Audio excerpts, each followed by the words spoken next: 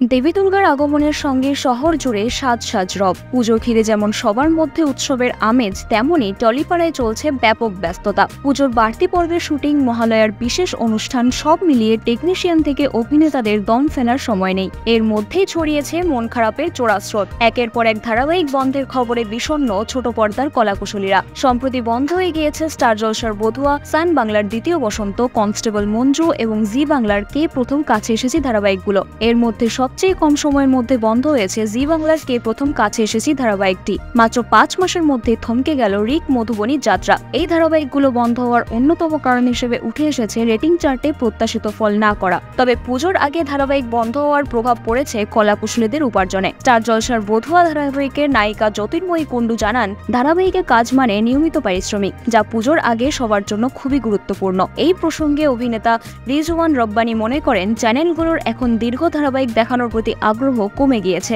Colours বাংলার আগামী ধারাবাহিকগুলো মাত্র 100 পর্বে শেষ করার সিদ্ধান্ত নিয়েছে। রিজওয়ানের মতে, দর্শকরা ধারাবাহিকগুলো বন্ধ হওয়ার খবরে মনমরা হলেও চ্যানেলগুলো নিজেদের সিদ্ধান্ত নিয়ে এগিয়ে যাচ্ছে। বিনোদন জগতের সব খবরাখবর সবার আগে পেতে সাবস্ক্রাইব করুন বিনোদন চিত্র ইউটিউব চ্যানেল আর পাশে থাকা বেল বাটনটি ক্লিক করতে ভুলবেন না।